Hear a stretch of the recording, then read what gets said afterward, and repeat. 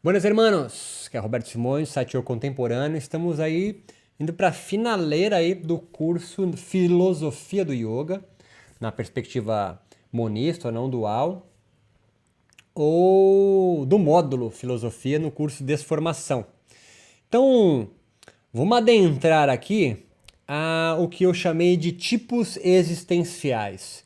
É importante essa aula aqui para você se identificar, além de pensar, né, na aula anterior sobre a posição yoga transcendentalista ou monista, também entender os tipos de existência que podemos desenvolver, né? Então a gente tem aqui, e esse é um linguajar de Nietzsche, que a gente vai pegar emprestado aqui, assim como outros, como o Corpo Sem Órgãos, de Deleuze e Guattari, e os afectos, que é de Spinoza.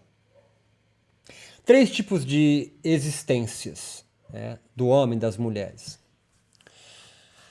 a vida de camelo, a vida de leão e a vida de criança. A primeira é a vida de camelo, que a gente vai adentrar. É uma vida que busca se associar aos outros, né? Gosta da gregaridade, né?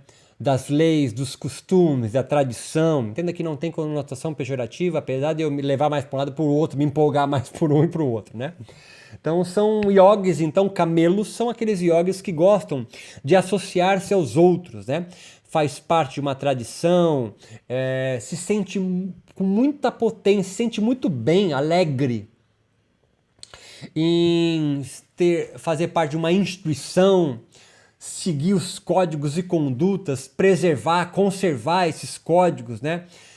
Aprender línguas mortas, né? Às vezes imitar a vida e o modelo de vida de outro para si. Às vezes não, sempre. Então, são yogis então que carregam, os yogis camelos, yogis homens e mulheres, né, no geral, mas tá falando de yoga, que então carregam com eles nas suas costas, por isso que aí dá a imagem do camelo, carregam nas suas costas todo o peso das virtudes, da moral, da vida gregária dos homens que ele entende então como virtuosos. Ele entende então que a vida é distinta, né? Há classes, castas, no qual se estabelece pelo karma ou com a astrologia, sei lá, o que você queira se associar com algo que dê a alguém algo, uma distinção a priori, né? De nascimento, sei lá.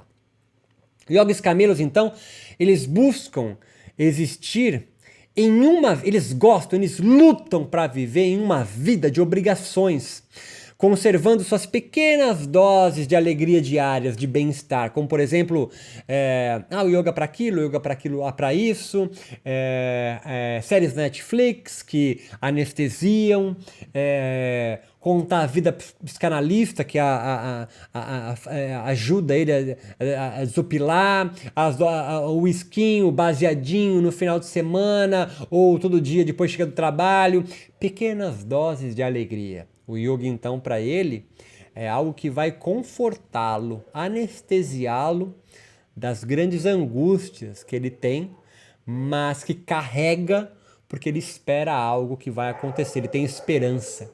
Ele também é um idealista. O camelo sempre é um idealista. Ele acredita, então, em mundos ideais, numa forma certa de viver, num modelo correto de ser, num yoga. Ele acredita então que sempre há um artigo definido antes do yoga, o yoga, e não uns yogas, né? Ele então precisa carregar valores alheios, tradições alheias e conserva-os até a morte, porque ele ainda não tem a coragem de construir sua própria escola, seu próprio método, sua própria ferramentas advindas do yoga, sacou o rolê? Em resumo, a gente pode pensar que são, então, homens, mulheres, né, yogis ou yoginis, camelos, aqueles que não conseguem viver sem alguém que lhe aponte o caminho. Então eles precisam de uma vida organizada de fora. Eles não se sentem autorizados, mais do que ter coragem, eles não se sentem autorizados a erigir uma própria vida. Fala, eu não... Acho isso aqui não tem nada a ver, esse negócio aí. Eles não se sentem autorizados por isso, porque há uma hierarquia no qual eles obedecem. Seja um sacerdote, seja para quem crê na ciência, em quer que seja. Então a gente pode pensar assim, para tentar dar um resumo, né? Eles visam balizar as suas vidas num fundamento moral. Há uma verdade a se alcançar, ou há uma verdade oculta nas coisas. O camelo, então, é uma pessoa que suporta essas pequenas doses de alegria diárias, né? Ou bem-estar, como a gente diz na modernidade, como comungar a missa, obedecer um sistema de caste na Índia.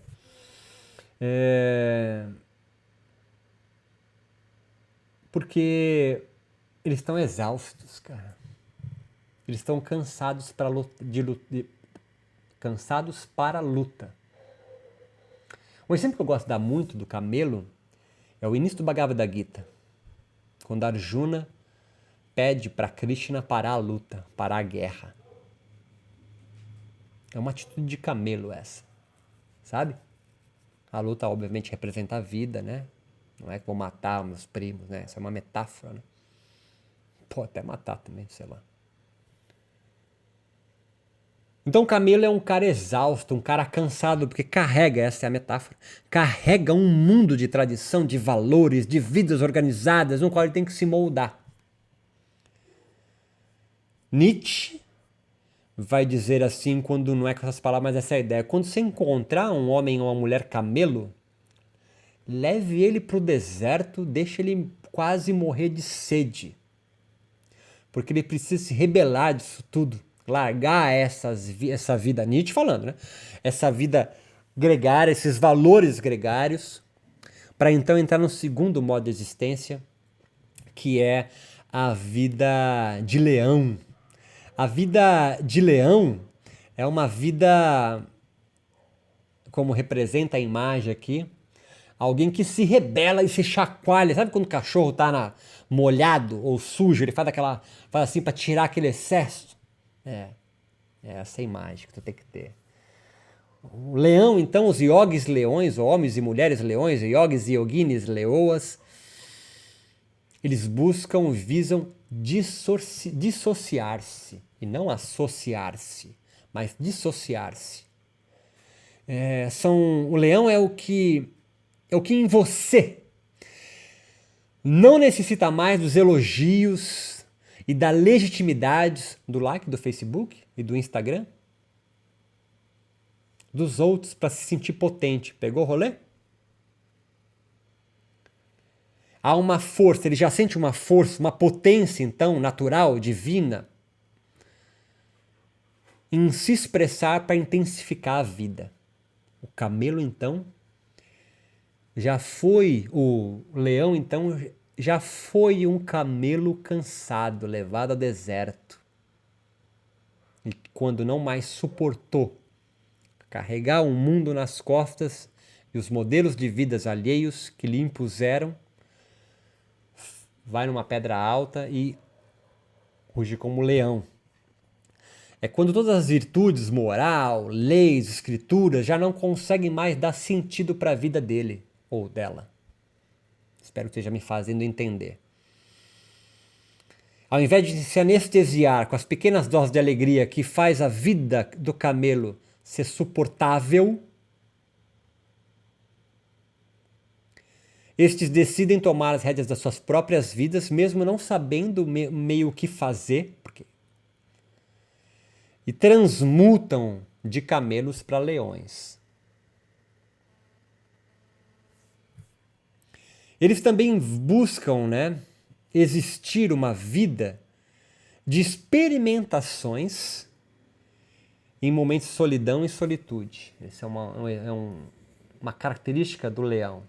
Se rebela, mas aos poucos, na sua maturidade, vai buscando, então, mais experimentações, mais experiências na vida.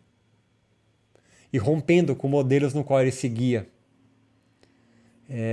Enquanto o camelo deseja retornar a um passado glorioso, um ideal de um mundo que ele acreditou que já foi, ou impuseram para ele acreditar, esperando um futuro ideal, né, que vai acontecer. O leão não, o leão ele se serve do passado apenas para criar, é um impulso, o seu próprio futuro. É um uso, entre aspas, artístico, criativo da vida. A vida quer aprender a falar, né? A vida como uma obra de arte, como diz Nietzsche, né?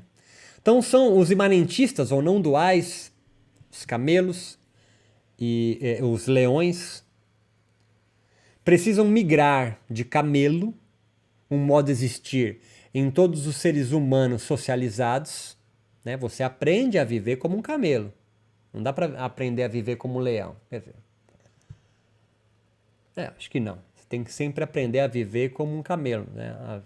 É muito mais tempo na escola do que em qualquer outro lugar. E eles vão migrando de camelo para leão, se você der sorte, se você se cansar. Né? Você tem que estar cansado. E não se satisfazer com as pequenas doses de alegria. Esse é o rolê. Então, quando o seu leão, né, ganha ou compreende as forças que lhe são inatas, né? Qual força é essa? A força para buscar mais vida. A força para buscar perseverar se existindo. Então há uma força, né, que vem da natureza, Deus, no todo, que deseja mais vida. Essa é a sacada do leão, né? Ele percebe isso.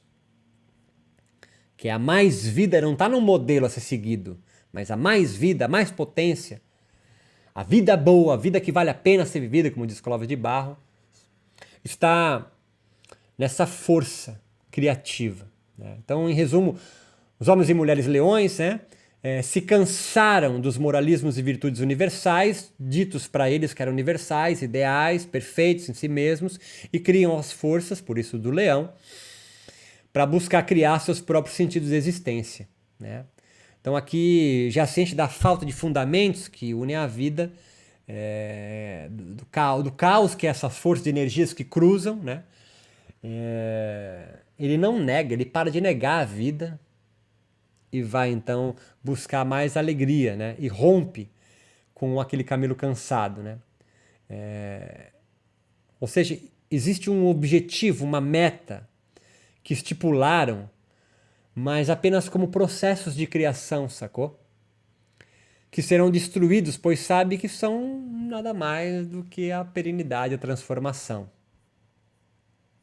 Agora há uma terceira tipo de existência, advinda do leão, que é a vida de criança. Ou seja, são yogis, homens, mulheres, yoginis e yogis, que já sacaram que há uma dança. Você compreende a minha busca por palavras, né? Que há uma dança, que você não tem um modelo para seguir, mas é uma dança freestyle, né? A vida é isso aí, tá aqui agora, tá ali agora, e eu tô sempre em busca de mais potência. Como a ideia de Shiva, né? Dançarino, um deus dançarino, né? Criando e destruindo, sem esperar nada em troca, mas é porque é necessário destruir isso agora e criar isso acolá. Se tudo que vivemos é fruto de um jogo de forças, Raja, Tama, Sattva, aquelas propriedades lá, você vai entender isso melhor no Yoga Sutra de Patanjali. O ser humano, então, no modo de existir criança, ama o encontro com as forças, tá ligado? Ele não é como um camelo, quando encontra uma força, uma potência, ele se entristece às vezes. Olha que viagem. Porque às vezes essa força diz para ele contra um modelo ideal que impuseram para ele. E ele carrega nas costas. Tá entendendo as metáforas? O leão, a criança não, a criança ama o encontro dessas forças, né? Porque ele aprendeu a brincar com isso, a dançar com isso. Criança ou dançarino, né? Essas duas metáforas, né? E aprendeu também que a vida é um jogo de composição e decomposição, sacou? Horas, movimentos e velocidades, horas, repouso e lentidões, hora, harmonia, e nunca é constante. Sempre é transformação, sempre é movimento. Movimento no sentido de, né, de nomadismo, né? Não de rajas, né? Então, ser pleno é estar brincando, bailando no jogo dessas forças, criando a sua vida em um eterno retorno de criação e destruição. Criação e destruição. O eterno retorno, o conceito de Nietzsche, não é da reencarnação. O que é eterno retorno em Nietzsche é da criação e da destruição, né? Da composição e da decomposição, pelo jogo de forças e de infinitos outros corpos e mentes que estão te afetando. Então, assim, em resumo, os homens e mulheres crianças ou bailarinos, vamos dizer assim, Shivas, retornam ao seio de Deus, né? Da natureza, do todo. Sacou? O rolê que eu vou dar agora é o último patamar aqui. Ou seja, se compreendem, né, entre aspas, né? Espíritos livres, atemporais, pois criam e destroem a todo instante seus próprios modos de existência. Eles não se apegam a isso. Vem comigo. Então, quando o yogi X ou Y, ó, lama até a teba agora. Tirar você do abstrato, tá? Tirar você do abstrato. Quando um yogi, né, ou uma yogini, sistematiza um yoga, cria um método, né? É criação. Criou potência.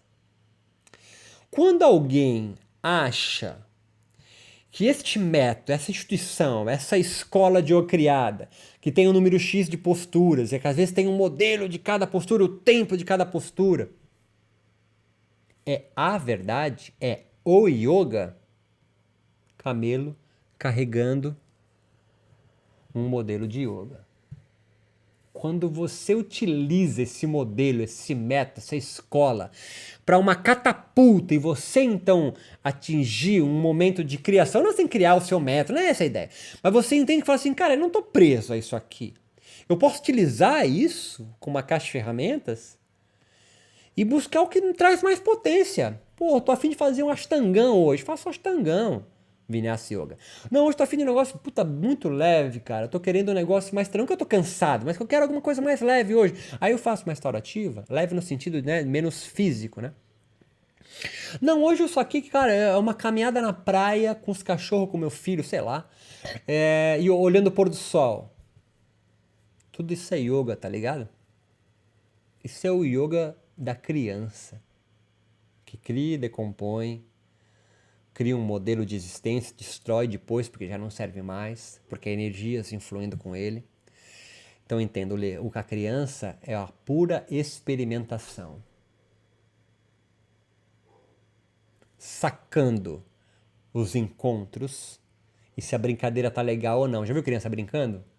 Para do nada, porque acabou o tesão daquilo ali. A pira dele acabou ali. Vai buscar outra coisa, novas experimentações. E você fala, tem que começar o negócio, tem que ir até o final, hein? Não pode ser indolente. Papai e mamãe falando. Gastamos um dinheiro pra isso, agora você... Tá criando um camelo. Tá criando um camelo. E se há um fundamento, né, algum na ideia do modelo de existência criança, o bailarino, é que é permitido criar com prudência, num processo lento gradual, mas é necessário a criação. Então, assim,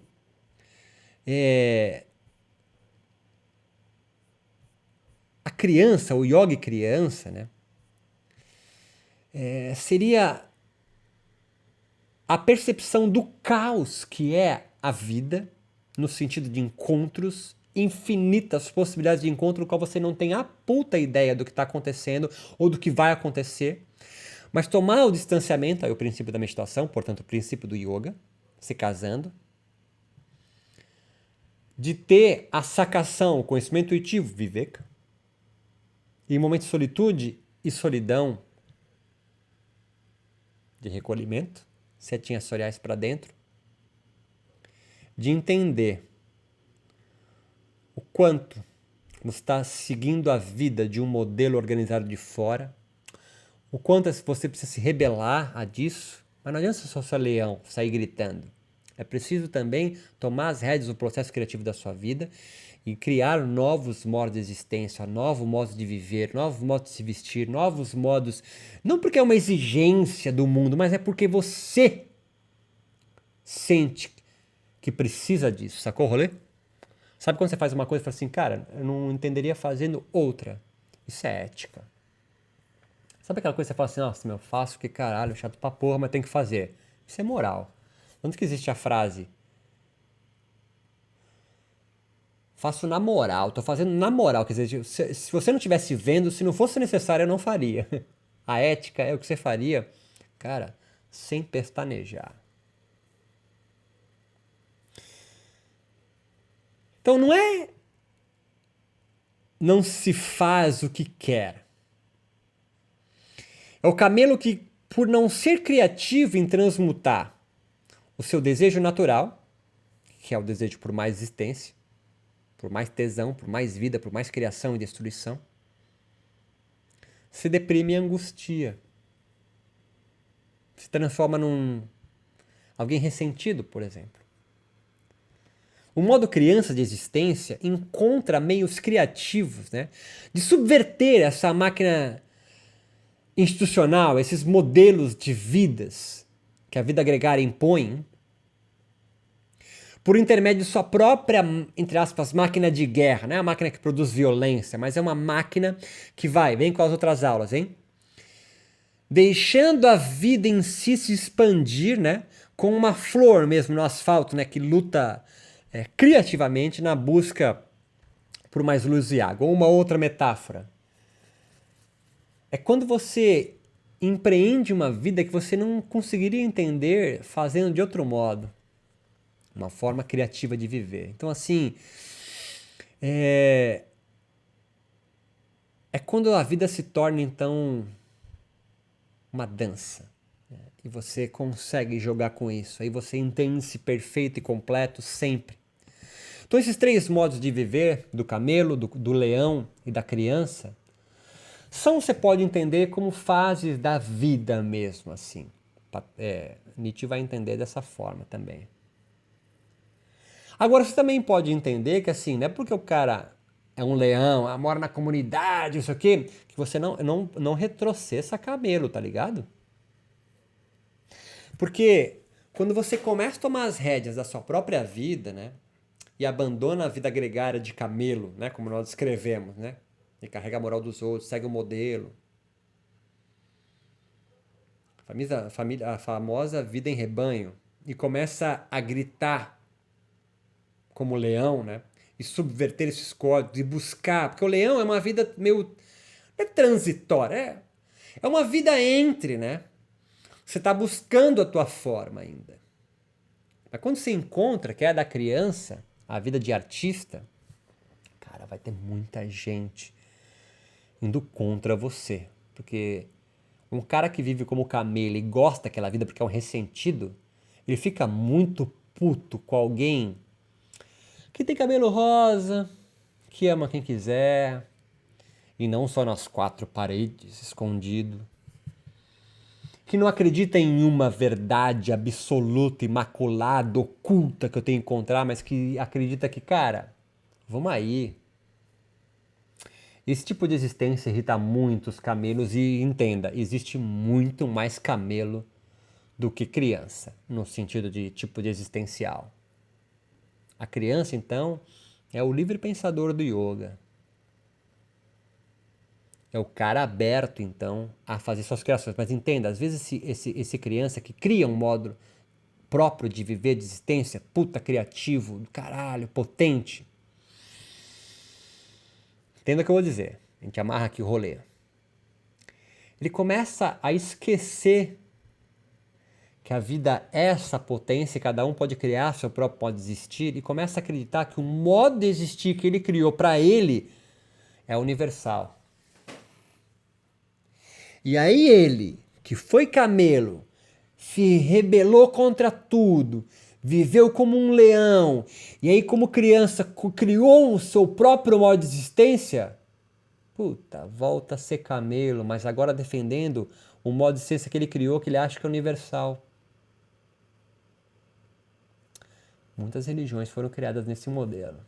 Alguém que nasce dentro de uma instituição religiosa, se rebela contra aquele poder, ele percebe que tem alguma coisa errada, grita, bate, é excomungado, cria suas próprias escrituras, tem seus insights, cria então um modelo de vida e aí começa a juntar, vem comigo, Nietzsche vai chamar de moscas da feira. Um monte de gente em volta de você bajulando esse teu modo de viver e fala assim, cara, eu quero viver igual você.